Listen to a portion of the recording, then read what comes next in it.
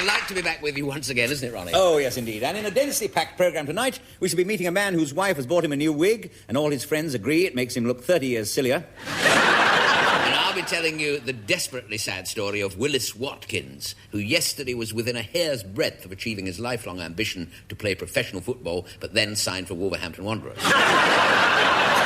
But first, the news. A government inquiry is to be set up into the company that's made a bomb out of syrup of figs. They'll be asking why the RAF didn't think of it first. The drains at the House of Commons remain blocked tonight after Dynarod turned up, but Blackrod wouldn't let them in. Meanwhile, miser Mr. Albert Moneybags was awarded £80,000 damages today after being struck in a sensitive spot by a cricket ball. He said the experience had definitely swollen his coffers. Finally, at the funeral service of former pantomime King Rat, Mr. Rolo Tooth, the vicar said what a good man he was, and the mourners said, oh no, he wasn't. And now a sketch featuring Mr. Ronnie Corbett, who last night fell in the salad bowl and got dressed for dinner.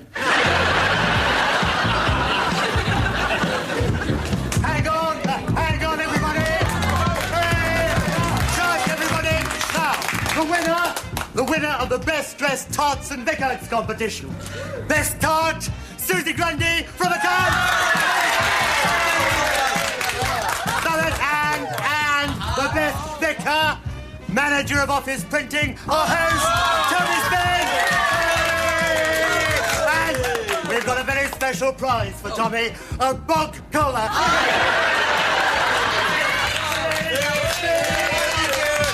Although I don't know everybody, thank you for coming. It's the best party we've ever had. Now, wait a minute, special announcement. Willie McGonagall from the third floor, who came as the moderator of the Church of Scotland in a kilt, sat on the Xerox copying machine, and he had 250 copies.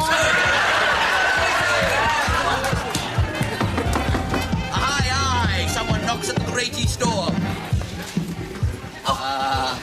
Bless this house. Oh, very good, very good. The guy ropes and the top hat, lovely, excellent. Come in, have a drink. Who are you, by the way? I am the Bishop of Dongo. Oh, I'm calling myself Dean Mark myself. Surely this is not one of your deaconesses. No, I'm just a layperson myself. Has she nothing to cover herself withal? No, I'm a tart. Oh, the price of a good woman is beyond rubies. That's not what Ruby says. Come in, mate, and have a drink. Oh, Sodom and Gomorrah. Sodom? No. Sodom's downstairs in the basement. Window dressers coming out party. What are you going to have? This is ecumenical Babylon. There's a man of the cloth over there unfrocking himself. Tell him to go and frock himself at once. Well, you better tell him that, mate. Have you brought a bottle with you? I should have brought a bell book and candle. Oh, it's not bedtime yet. Oh, I shall pronounce ecclesiastical anathema. You're very lucky to be able to pronounce anything, mate. I shall excommunicate the lot of you. What's the matter with you? Where are you from? You're from auditing? Sent up to spoil everything or what? I am the Bishop of Dongo of the Friendly Islands. A real bishop? Yes. What are you doing here, mate? This is the Vicars and Tarts party. Our missionary work in the Friendly Islands costs money. I spoke to the man at the door in uniform and explained the missionary position. Oh, I don't know that one. He told me that the best place for me was the 6th floor. Oh, he's a real bishop, Eric, a real bishop. Yeah, he's not dressed up. He's collecting money from the Friendly Isles. Come on, help him be friendly, Dory. How do you know? Our work in the I thought he was from Dispatch, with a hassock stuck up his cassock. His mind in neutral. Won't it put people off? Well, And furthermore, we shall pay in the next life for the lusts of the flesh that we incur in this life. Take a he's leap. driving everyone away. Come back. Come There back. is no circle of hell lower than that. What is it? Wait, we're only having a good time. Good time. Such scenes as these even in ancient Greece. Susie, come back. Susie! Oh, had that all laid on. Had her all laid on there, you miserable thing. Why don't you come and spoil everything? Sign here, please. Signing, what is this? Party poopers? What's that? Yes, you've heard of kissograms and stripograms. I'm a nasty bishopgram from your wife.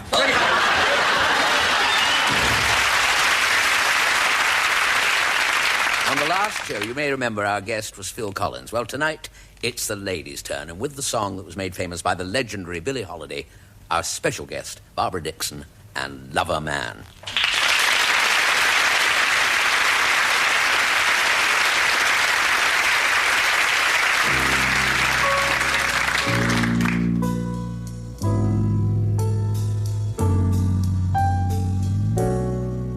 I don't know why, but I'm feeling so sad. I long to try something I've never had. Hugging and a kissing, ooh, what I've been missing. Love a man, where can you be? The night is cold and I'm so all alone. I long to hold you and call you my own. There's a moon above me, but there's no one to love me. Love a man, where can you be? I've heard it said that the thrill of romance can be just like a heavenly dream. I go to bed in the hope that you make love to me, strange as it seems. Someday you'll come and you'll dry all my tears and whisper sweet little things in my ears, hugging and a kissing. Ooh, what I've been missing. Love a man, where can you be?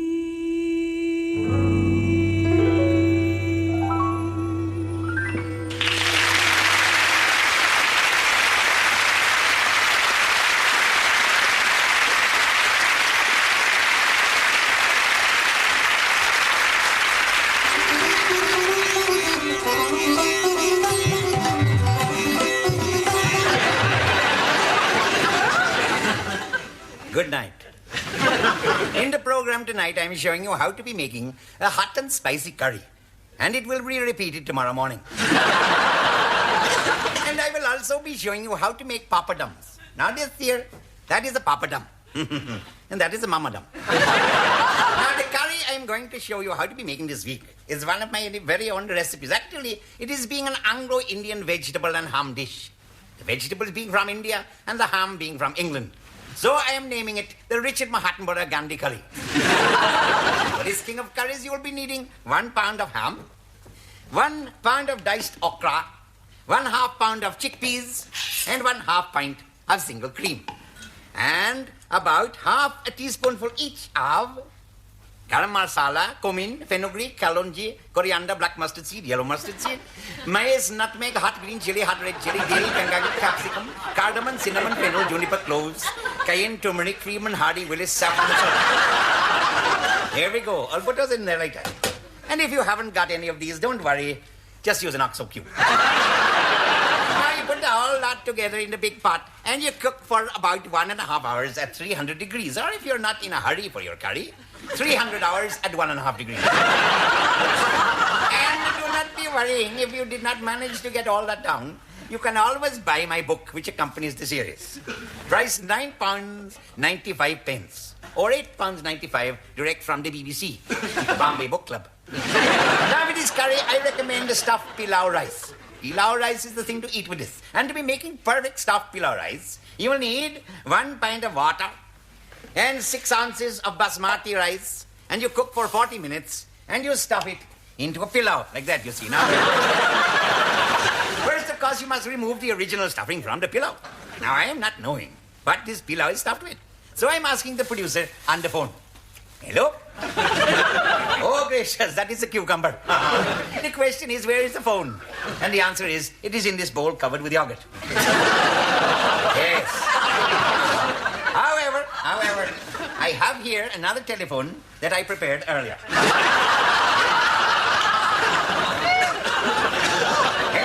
Hello, producer. Blessings upon your house, sir. Tell me, oh wise and all-seeing, all-drinking one. What is this pilau stuffed with? I said, what is this pilau stuffed with? No, I am ducking down.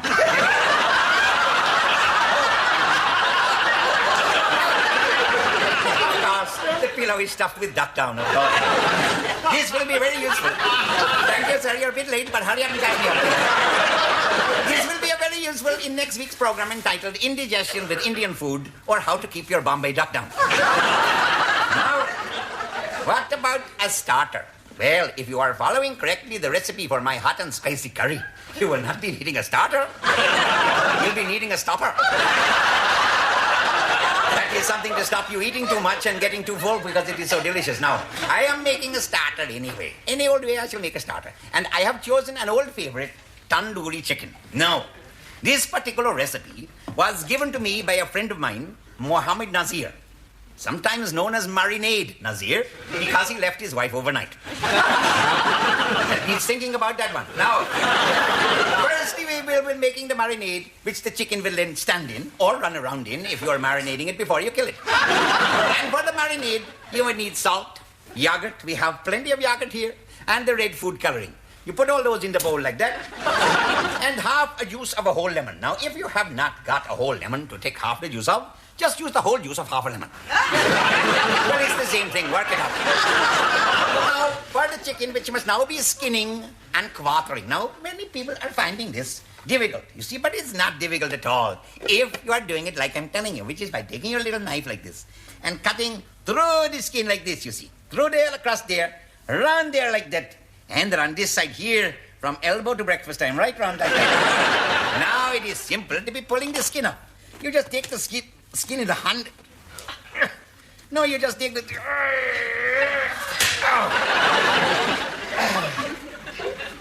Simply nail it to the board like that.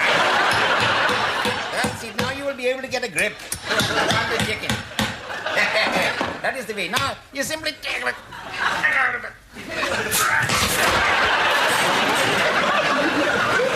There is a photograph of the completed chicken. Ready to serve. Now, lastly, and finally, it is my time for my last week's deliberate mistake. I wonder how many of you were getting it right. Some perhaps, but not Mr. Gerald Watkins of Peterborough, who, after failing to notice that in the recipe for Rogan Josh, I should have said 1 teaspoonful of chili powder and not 1 dustbinful. He has since been in hospital. There he is recovering from the world's first bottom transplant.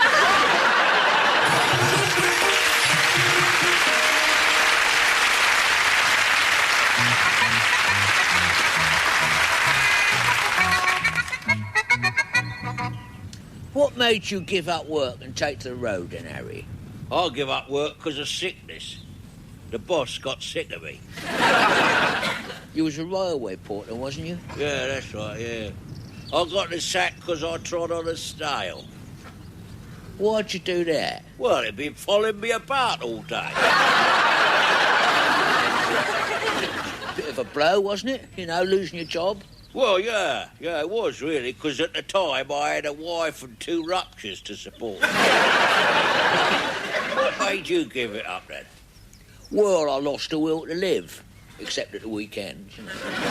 I was always late. Always. I mean, what they ought to do, really, is cross electric blankets with toasters and pop people out of bed in the morning. What happened then? Did you get into trouble? Ooh, got into trouble, all right. I had to go up before the boss. I hadn't been talking to him for more than 2 minutes, and he called me a fool. What caused the delay? I must have been talking slow. My boss used to be rude and all, and mean. You know, on Flag Days, he had a special way of avoiding buying one. What was that, then? He used to wear a tray with flags on it.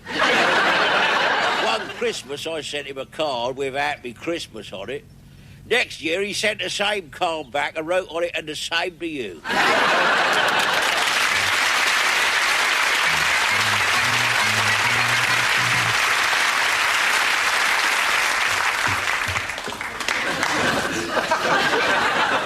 Among slip into something totally flimsy while I mix you a scandalously dry martini after I've tinkled on the pianoforte.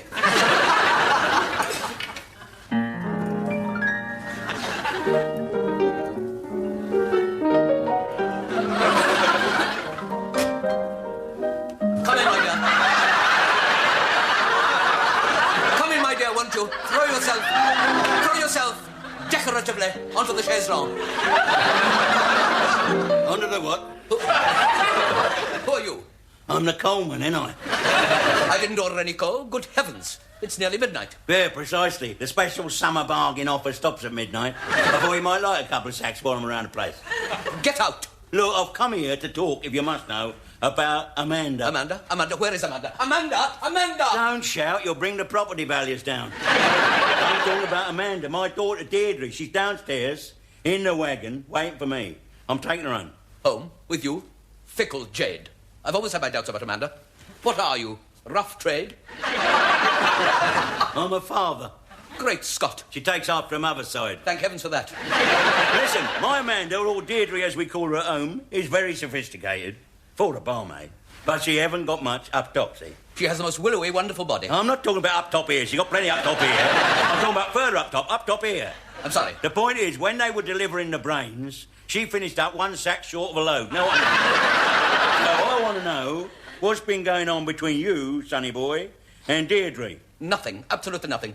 Nothing has gone on between Deirdre and me, which I would not willingly scream in a loud voice to my grandmother in clear, ringing tones. Let's leave your grandmother out of this, shall we? Her and Edward VII. What I want to know is, are your intentions honourable? My intentions towards Deirdre, Amanda, if you must know, are totally loathsome and despicable. Oh, an honest man. I like that. Put it there. It did say honourable on the doorbell, but you can't always believe what you read on doorbells. I know what you mean. Young model. Yes, all that, yeah. Listen, how did you get to meet my Deirdre, then? Computer dating. I shall recommend it to my friends. Isn't that all a bit mechanical, like? No, the computer merely arranges that you don't actually go out with one. Oh. You still, believe it or not, end up with real, living, vibrant flesh. Yeah, or in your case, Deirdre. Funny to think of Deirdre as vibrant, or even living for that matter. Till she's a big girl now. Big? She is a sylph. She is a nymph. Yes, I've heard that said about her, no? Oh, well, nice to meet you. Oh. I usually only get to see gentlemen's coal holes. Wait a minute. When I said my intentions towards Deirdre were loathsome and despicable, what I meant to say was, what I was desperately trying... What's wrong with you? I am inwardly struggling with myself. Oh, yeah, I know. I've gone back to boxer shorts myself. What I want to do, dear sir, is make Deirdre my wife. Oh, you're going to make an honest woman of her? I'm not sure if that's quite possible, but I certainly hope she's going to be an honest man of me. Oh, nicely put, very fair. Deirdre. Deirdre, it's a lovely name. It's a dryad, a fawn, a nymph, a sylph. Yes. Well, I'd better get back to her now. She'll be wondering what's happening to me. Oh, here she comes. What, you ready yet? I'd lag up a sack of Sambright doubles while I was down there. Is that where you wanted it?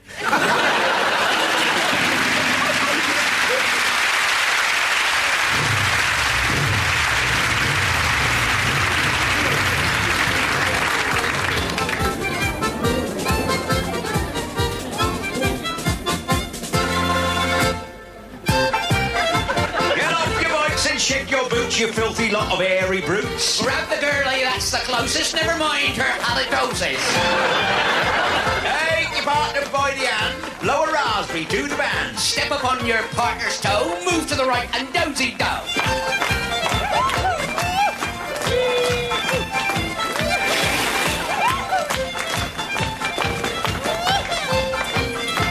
Grab your partner by the hips and keep your hands over her fish and chips. Like a promenade, she sure looks fine after 15 pints of barley wine.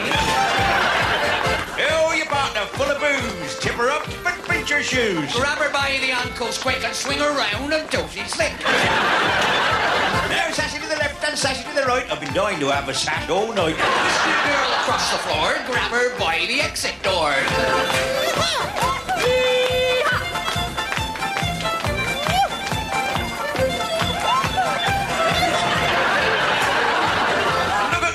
Spinning round, his knuckles dragging on the ground. Come on, Charlie, grab that floozy with a face like that. She won't be choosy. Oh, One-Eyed Cyril's really weird. He grows mushrooms in his beard. Greasy Joe just caught his eye and stopped it landing in the shepherd's pie. Old Tom Noakes is 84. See him stagger around the floor. 3 parts gone on Lucas Aid. Promenades with a hearing aid. Albert's up to all his tricks. His Frida's bust is 46. When she swings him round and round, knocks young Albert to the ground. Watch them as they dozy-do. See them swinging to and fro. When it rains, the lucky fella uses them as an umbrella.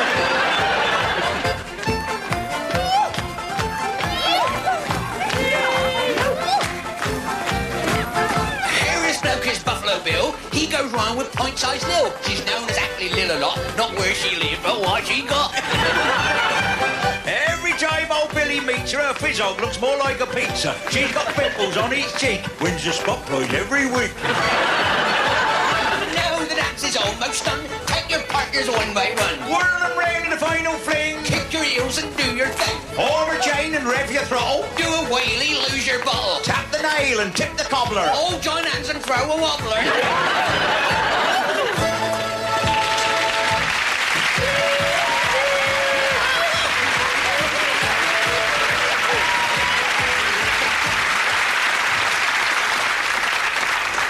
This is it, Fiona. It's lovely, isn't it? Charming. Absolutely charming. It is, in fact, the finest real ale house outside London, really. Yes, it is. Come on. Good evening, mine host. Good evening, sir. Good evening, madam. Good evening. Now, I think we should start you on something not too heavy, just a little tasty, nutty, from the wood, but not too strong. Could we have 2 pints, please, of Shagwell's Old Dirigible? Haven't got any, sir. Oh, no Shagwell's Old Dirigible? No, sir. Oh, goodness, that is a bit of a blow. Well, what about some Black Nasty Stout? Oh, lovely. Yes, half. 2 halves of Black Nasty Stout, please. Haven't got any, sir. Haven't got it. Well, what sort of beer have you got? We don't sell beer, sir. What do you mean you don't sell beer? I mean, the finest real ale house in the country. Ah, that was last year, sir. Last year? Yes. Yes, the craze for real ale is over now, sir. Really? So, what do you sell now, then? We sell water, sir. Water? Yes, water. Water? Why water? Why, well, there was such a craze on the mineral waters last year, so we gave up selling beer altogether, sir. Goodness me. Yes, we only sell water now, sir. We are the first real water pub. Real water? Yes. All the top people go for it, sir, now. Oh, I think I've read about it, as a matter of fact. I saw it in the supplement. Rather lucky we stumbled on this. What sort of real water do you stock there? Oh, all sorts. So we've got Alpine mineral water, we've got Island stream water, we've got Windermere lake water, we've got Canada dry water, Red Indian running water, French Perrier water, Yorkshire Terrier water, Mountain water, Fountain water, Holy water, Virginia water, we've got South End sea water, Catford tap water, soapy water, ropey water, dopey water, dish water, fish water. We've got evaporated water, condensed water, soda water, distilled water, rich water, ditch water, boiling water, toilet water, Thames water, soda water. Yeah, we've got 7 water, we've got 6 out of 7 water, we've got baby's hot water, we've got baby's pot water, we've got baby's bath water, we've got murky water, dirty water, squirty water, old water, cold water, gold water, plain water, rain water, water on the rocks, water on the knee, water on the bridge. Which would you like?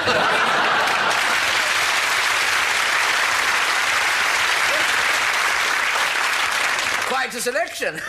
You seem to have water on the brain. Yes, we've got that up here, so there it is. Well, I think if we may, we'll plump for the, Windermere? The Windermere lake water, yes. With or without fluoride, sir? Without. Ice, sir? Yes, please. 2 lumps. Yes, well, we've got Alpine mineral, we've got Highland stream, we've got Captain Gap, we've got Watford Gap, we've got washing up water, washing down water, Alls water, Bulls water. I think we'll have Highland Stream, I think. Yes, sir. Now, what do you want? Cracked ice? Do you want black ice, flushed ice, crushed ice, chopped ice? I think we'll have the crushed ice. Oh, crushed ice. Yes, very good, sir. That will be £1.40, please, sir. Very good. Have one yourself. Oh, thank you very much, sir. That'll be £5. Thank you. Oh, goodness me. Fancy the old Garden Gate not selling beer. Yes, we don't call it the Garden Gate anymore, sir. No, we call it the Water Gate now, sir. Tell me, do you... thank you very much. Do you make your own water? Well, with this lot, about every 5 minutes. Very nice, very, very nice. Cheeky little taste, isn't it? Yes, I think you'll be amused by its impertinence. Very nice. I say, I thought you didn't sell beer. That's lager, isn't it? Oh, yes, but it's not for sale, sir. Well, what is it for? Well, we've got to wash the glasses in something, haven't we, sir? Thank you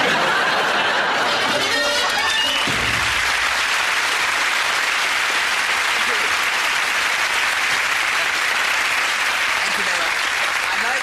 I'd like to begin tonight, if I may, on rather a serious note. Something of a sensitive subject, but one I hope we can all approach with a sort of adult, mature fashion. The question of my sex appeal. And why it didn't bring in a single donation. I knew you wouldn't take that seriously. I thought you might take it less seriously than that. But, you know, the fact is that it's a popular fallacy that men of my diminutive stature don't make great lovers. As I pointed out in my recent book on the subject, How to Make a Little Go a Long Way, in which I recounted my first ever awakening to the attractions of the opposite sex at the age of 12. I can still remember it vividly. I'd just climbed halfway up Karma Miranda and suddenly lost all interest in scrumping her apples. A risky venture in those days because I actually went to a very, very strict school. I remember the boy who sat next to me was shot for hurrying a Murray mint. What I thought I would do tonight was to bring along this week's sack of fan mail from all my adoring lady admirers and just pick out one at random. just any letter. Oh, there we are. And see what it says. Now, here we are. To the most erotic man on television. Care of the two Ronnies. See what I mean? Get this sort of thing all the time. Now, let's see what it says inside. Dear Ronnie, here we are. Here they are. You are the sexiest hunk of man I have ever seen. Not very quiet. Virile and masculine, yet warm and cuddly. Last night I dreamt that you and I were... I beg your pardon. How I long for us to make mad, passionate music together, Ronnie. Say it can be so. All I ask is that you get rid of the weedy little drip who's on the...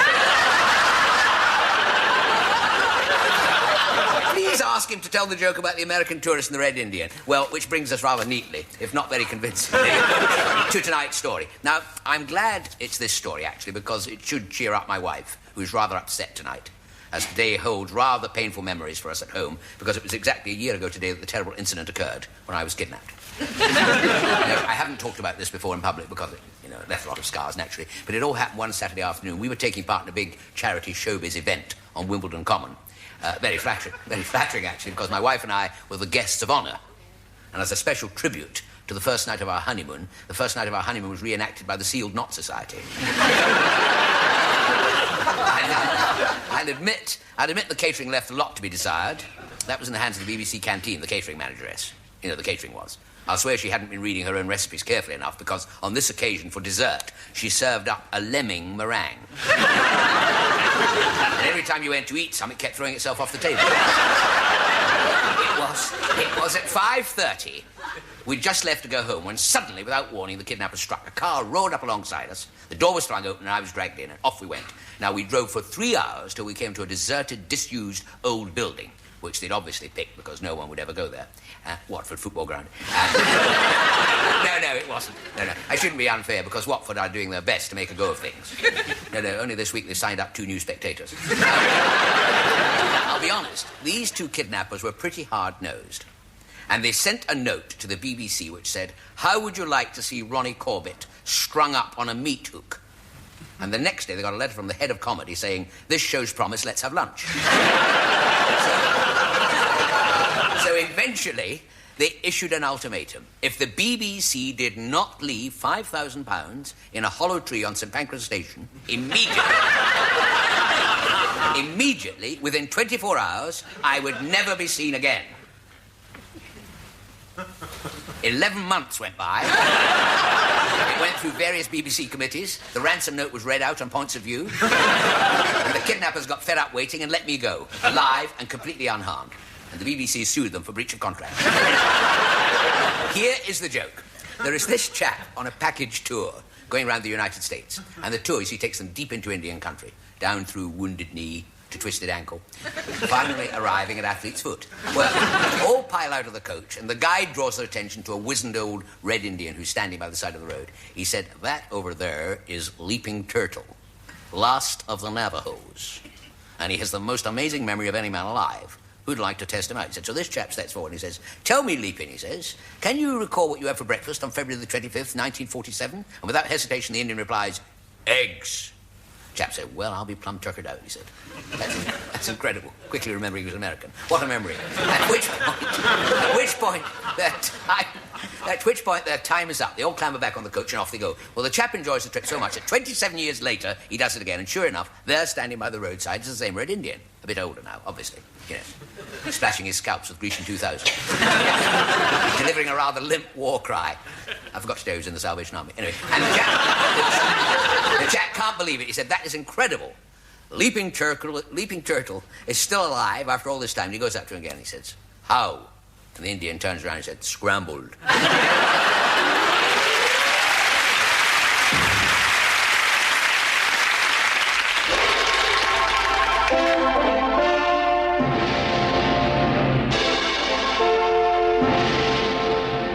Long ago, when Vikings sailed the seas, legend tells of many bold and fearless warriors.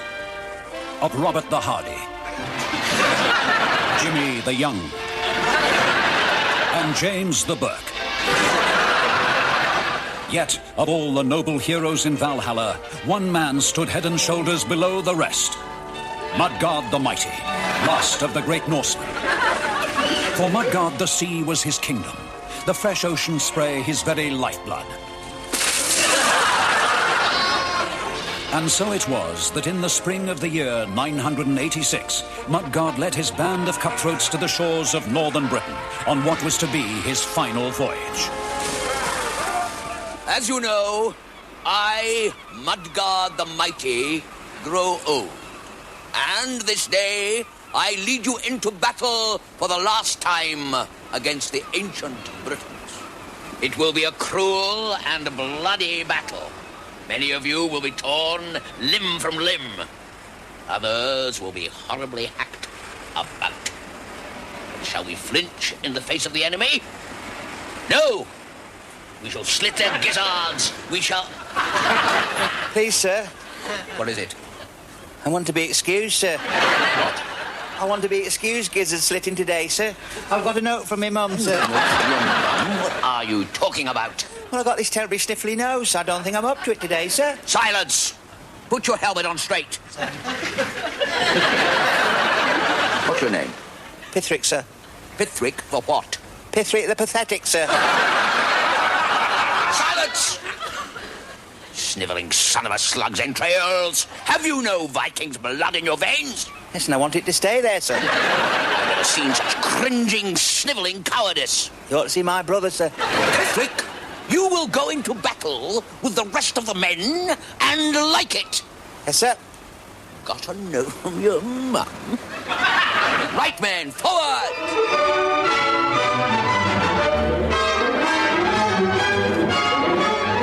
And thus did Mudgard's hordes descend upon the Saxon villages, looting every home, slaughtering men and cattle, ravishing the womenfolk, and generally behaving in a very naughty manner. Mudgard proudly looked on as his lusty band of warriors carried off their prizes. Hey, you! Where are you going with that dog? She was the best I could get, sir. I'm not talking to you. Pithrick. They run out of virgins, sir. Put that down before I put you down. Oh. Didn't you bring back anything of value? Well, I did manage to pick up this little Anglo-Saxon musical box, sir. It's very primitive, of course.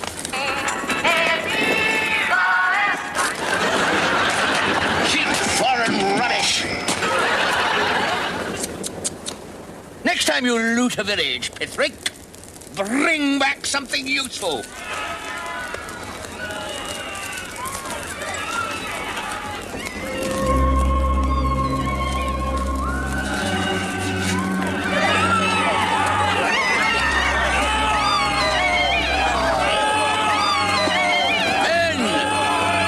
Sunset! You had best cool your ardor with a nice cold swim in the river.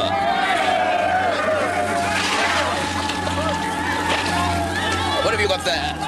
It appears to be an ancient parchment, sir. I found it stuffed in that music box.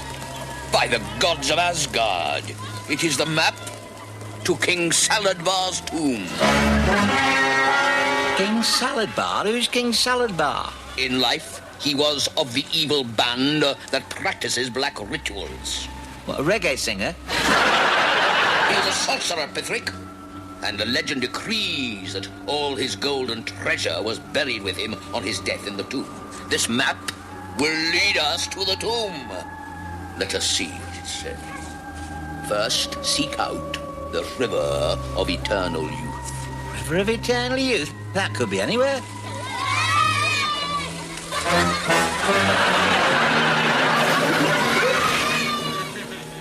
And so, with his crew now reduced to one man, Mudgod the Mighty took Pithrick the Pathetic in search of the sorcerer's treasure, across the Valley of Woe, and up into the Mountains of Doom, over the cliffs of Calamity, and eventually reaching the heights of absurdity, where Mudgod just managed to stop Pithrick going over the top. Oh, that's better. Oh, my poor feet. Oh. Beware the enchanted forest, for there dwells Morag the witch, who seduces all men and transforms their bodies into swine. We shall have a head start with you. You're making a pig of yourself already. Now, I'm off to get some more wood for the fire, and while I'm away, I don't want you talking to any strange women.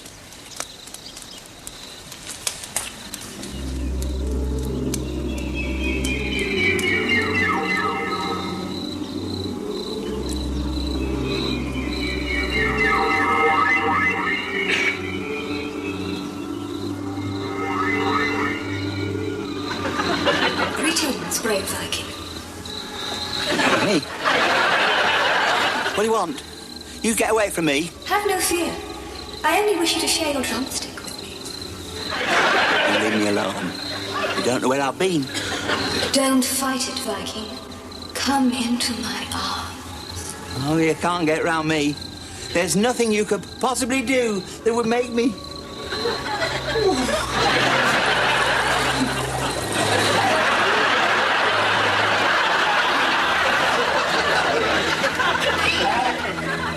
Mummy!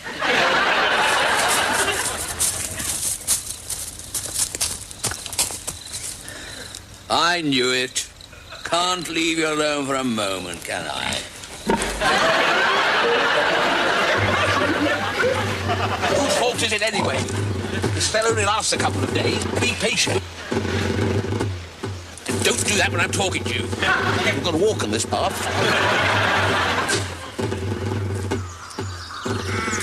Come on. I think I'm back to normal now. Sorry to hear that. These high-fiber diets have got a lot to answer for.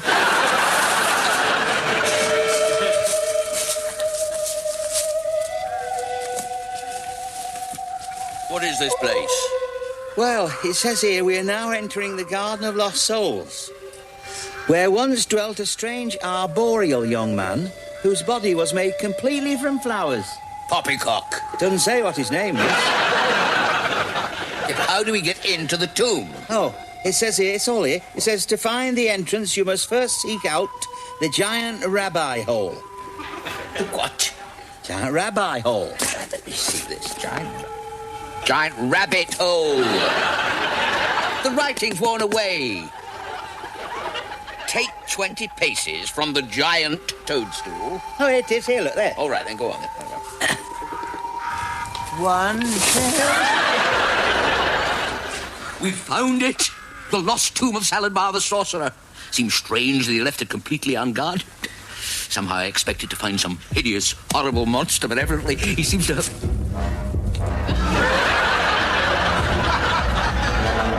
Oi, what have we here? A right little shepherd, no mistake. Keep away from me, you ogre!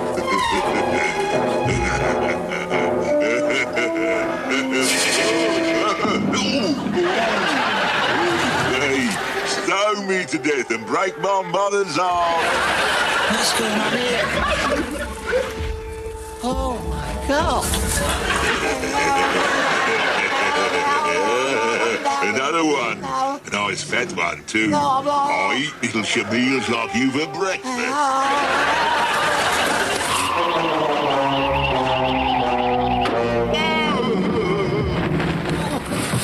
Got the evil brute.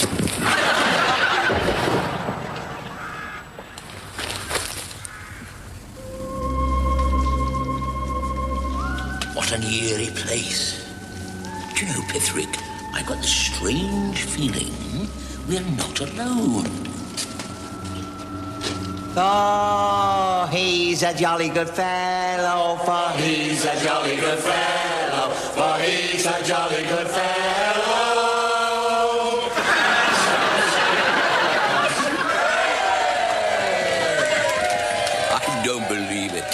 This whole thing was one great big hoax. Just so we could spring this surprise party. We couldn't let you go without a good send-off, could we? I don't know what to say. In recognition of 50 years of pillaging and looting, we would like to present you with this solid gold 8-day sundial.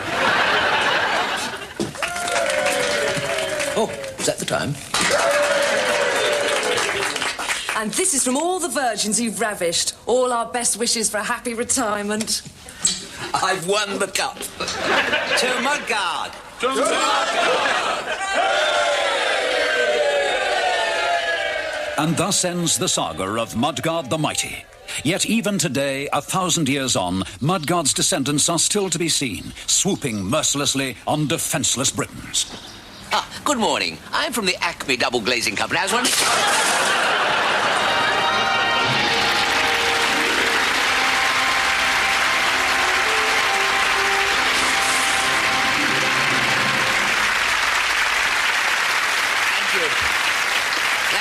Seems to be all we have time for, apart from a few extra items of news. Basil Burke, the eccentric fish and chip shop owner, has retired, having devoted his whole life to deep frying in the nude. He's now realised he's frittered it all away.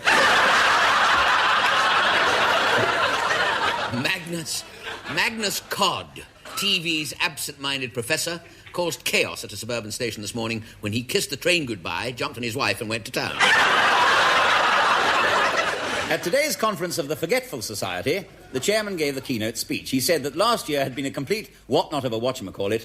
Watch-your-face had an humour flip and had made a complete thingamabob of it. He then sat down on a doodah and heard his what's-it.